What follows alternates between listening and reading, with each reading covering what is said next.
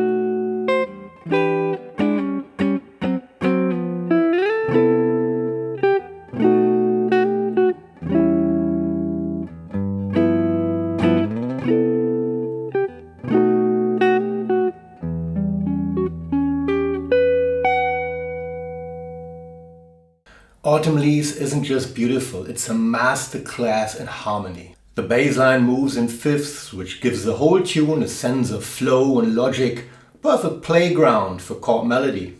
Let's get into it. Alright, so how do we start? Of course we need a little strategy.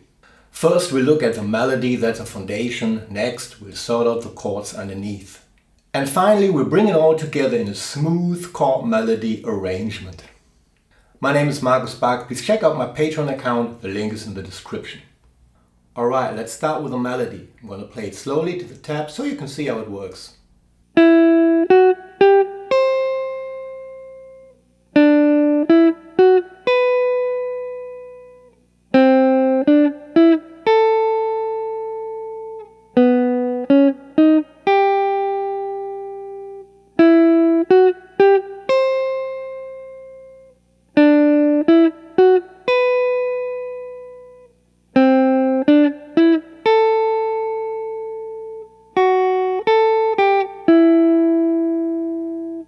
There are lots of different ways to play a melody on the guitar. I chose this one because it fits nicely to the chords we'll talk about later. But for now, let's take a look at what's going on. The first 5 notes form a motive.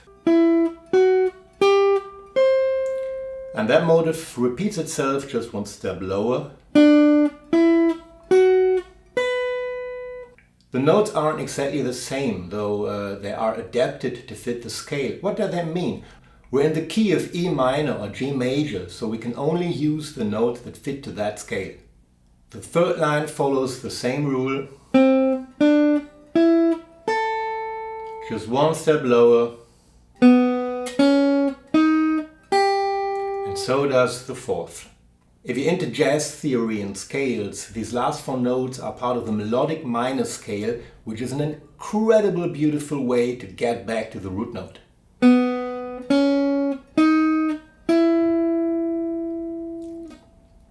Autumn Leaves is divided into 2 parts, an A section and a B section. Now let's take a look at the B section. It's built up differently.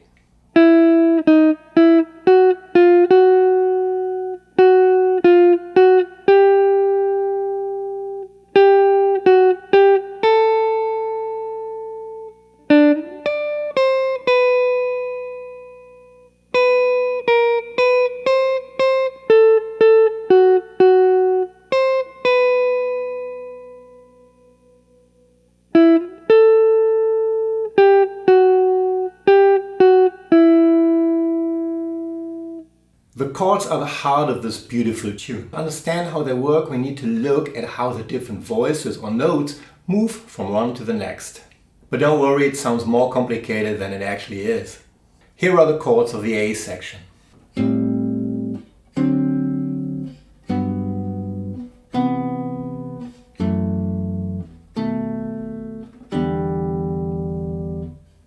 The A section really works well with what are called shell chords. Shell chords only use 3 notes that are the essence of jazz harmony. Think of shell like the skeleton or framework of the chord. just the essential pieces to make it sound right. Now check this out, the bass notes move in fifths.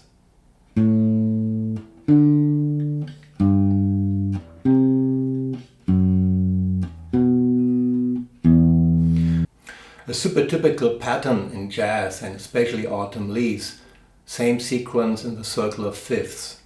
If you look at the second voice, it starts on G, which is the 7th of A minor, then it moves one step down to F sharp, the 3rd of D7. The C, the 3rd of A minor, stays where it is, but now it becomes the 7th of D7. So what's happening? Well, the bass moves in fifths, the upper voices swap roles. The 3rd becomes the 7th and the 7th becomes the 3rd. The 3rd and 7th are what give chords their color. A minor 7, D7 and G major 7 form a 2-5-1, one of the most common chord progressions in jazz. F sharp minor 7 flat 5 and B7 and E minor 7 also make up a 2-5-1, but in the minor version. So you can see Autumn Leaves teaches us both major and minor cadences. In the second part we see some of the chords come back, but with slightly different roles. There's a real cool moment here. E minor 7, E flat 7, D minor 7, D flat 7. At first it kind of looks like just another 2-5-1, but the bass notes take a different path. Normally you'd expect an A7 in that second spot. But instead of A7 we get an E flat 7. Let's call it a tritone substitution. Sounds fancy, but it just means that the bass notes move by half steps instead of fifths. That smooth chromatic motion gives the progression a jazzier, more unexpected feel. And finally that last segment, C major 7 and B7, brings us back home to E minor. I chose to end on an E minor 6. It's at that melancholic, almost nostalgic sound, which fits Autumn Leaves perfectly. You can see the A section as a kind of call and response. Just play the melody and fill in the chords like this.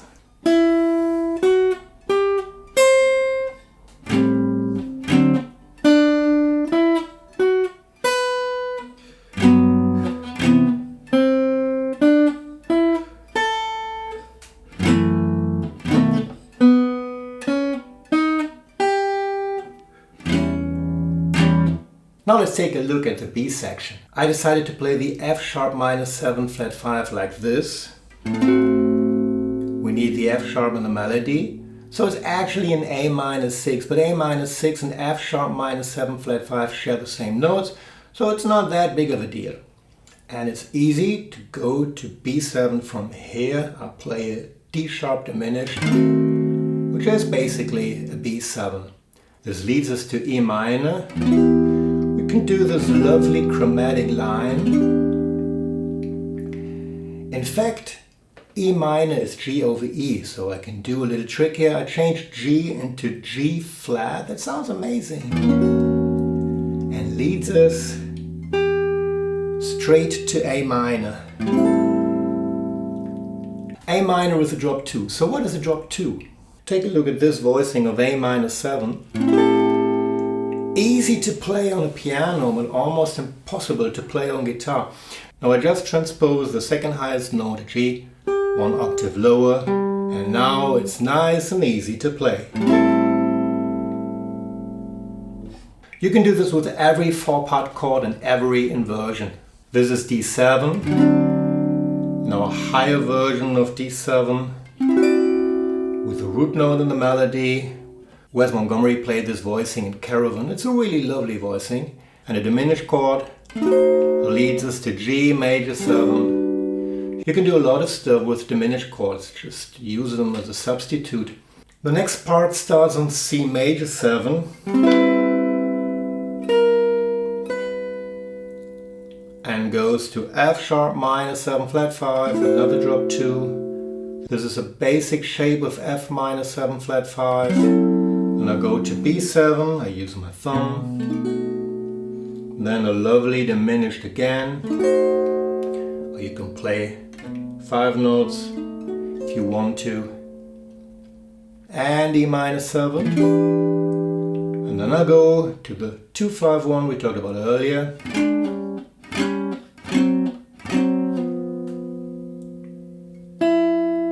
G13.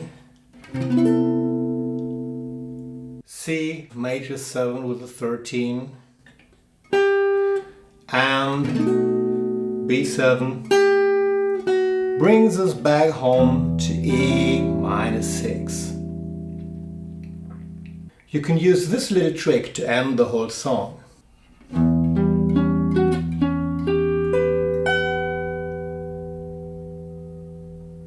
That's the whole piece. Of course, there are countless ways to play Autumn Leaves. You should always feel free to play what sounds good to your ears. Everyone has different hands and fingers, so chord melody is a very personal thing, and that's what makes it so fascinating. If you find this interesting, and I hope so, please check out my video on Fly Me to the Moon, also arranged in chord melody style. And if you'd like to support my channel, please consider to subscribe. It really helps me to improve and keep creating more content like this. Thanks for watching. See you next time.